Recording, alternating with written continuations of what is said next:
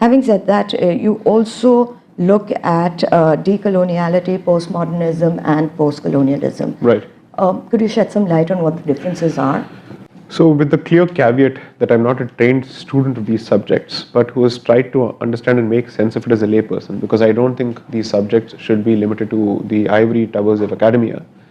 I've tried to understand it. So what I've basically done, I think in chapter 1 and then subsequently, is identify 4 schools of thought, broadly speaking. One is the modern or modernist school, the other is the postmodern school, the third is the postcolonial school, and the fourth is the decolonial school. So what I've basically said is someone who subscribes to and believes in European superiority and Europe as being the fount of everything that's good and rational and so on and so forth, subscribes to school number 1, which is the modern school. The postmodern school effectively says, I certainly respect values such as secularism, I certainly respect values such as humanism, but I don't believe Europe alone can claim monopoly over it.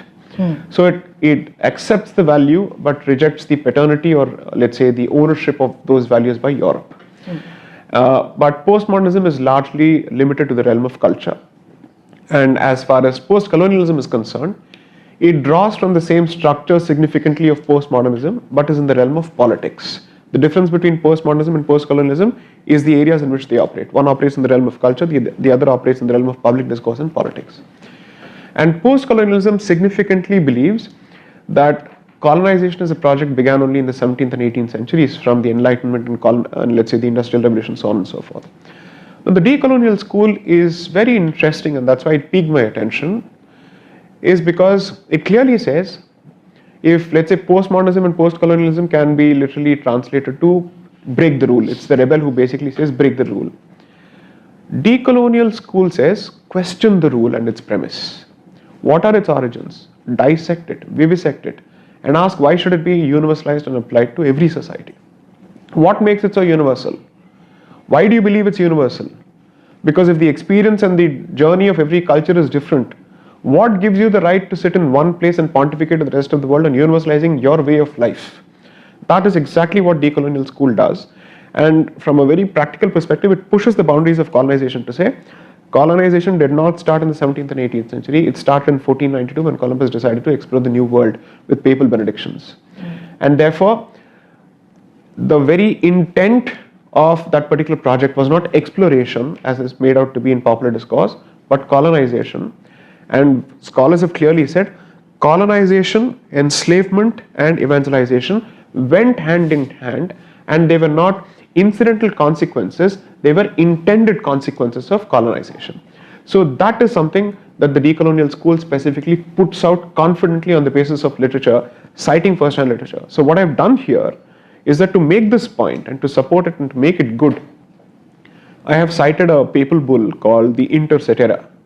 I think it's dated May 1493, where I clearly show where the religious, let's say, they believe that this is a divinely ordained project, and this is the division of the world's territories between Spain and Portugal, the original colonizers, not even the British, it's Spain and Portugal, and where there is a clear reference to India.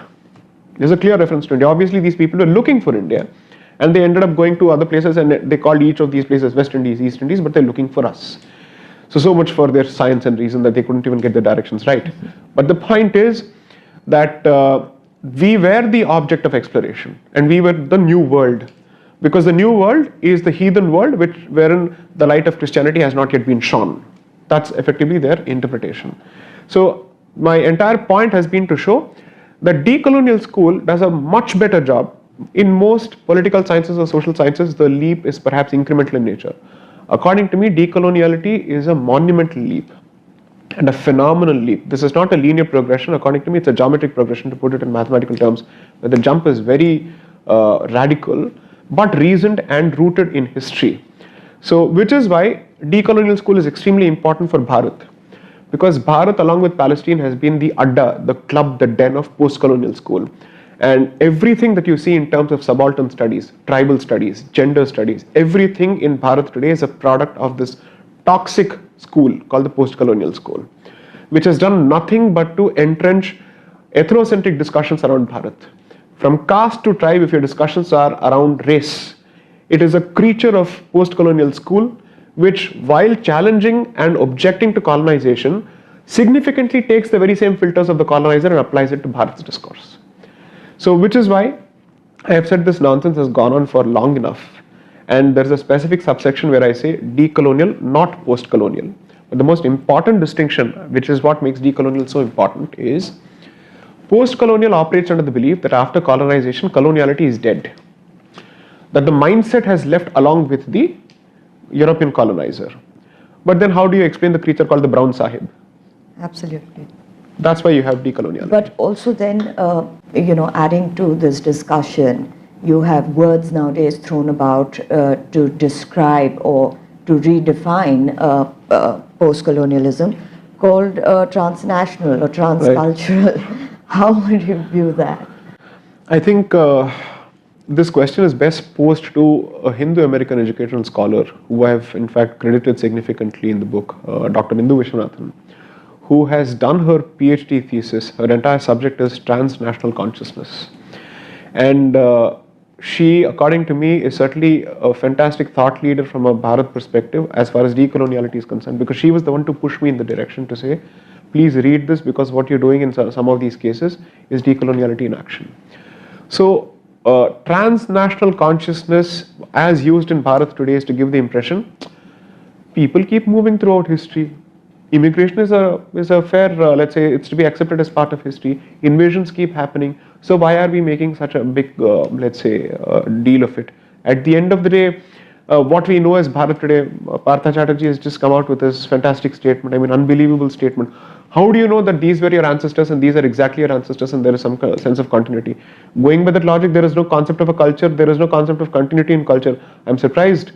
And he's one of the foremost, and I shouldn't be surprised because he's one of the thought leaders of post-colonial school. So no wonder these golden words are to be expected from his mouth. His celestial mind is capable of coming out with all of these points. But this is precisely what we need to question. Why? Because they are now going to create the justification, and what is its political implication? They'll say, there is not a single community that is indigenous to Bharat. So what is your problem in opening up Bharat and the CAA to Ahmadiyas, to Afghan Muslims, to, let's say, Pakistani Shias? That is going to be the next level of the argument. So when people assume that political science and these departments do not have a bearing on policy and political discourse, no. These are the academic justifications that are ultimately created, and these justifications form the core of the political policy. This is what ultimately translates to political policy. So if people with these views were to be in power and they had been in the dispensation, imagine what their position would have been with respect to CAA. Open this country for everyone. This country belongs to no one. So like, as we say in India, public property is no one's property. Therefore, Bharat is public property. So anybody can come and take it. It's up for grabs. That is their position. You also mentioned postmodernism. Some would view it as, let's say, a new form of cultural imperialism. How do you see it? It is, according to me, perpetuation of cultural imperialism significantly. And in fact, I have said this perhaps to provoke a few people and a few reactions, that postmodernism and postcolonialism give the impression that they oppose modernity and coloniality. But perhaps we should ask if they are paid ambassadors of coloniality. We have never asked ourselves, where does the money come from for post-colonial studies? Who is funding it? Because according to me, money explains most of these things. Who is pushing this? And you would see that most of these studies are funded by grants from outside. Or at the very least, there is a pressure on the Indian apparatus to continue keeping these toxic schools of thought alive. So I would actually say these are, I wouldn't want to use the word stooge, even if they may be so. I'd simply say they are paid and glorified ambassadors of coloniality who give the impression that they are countering it, but who entrench it significantly in every aspect of Bharat's political, social, religious discourse.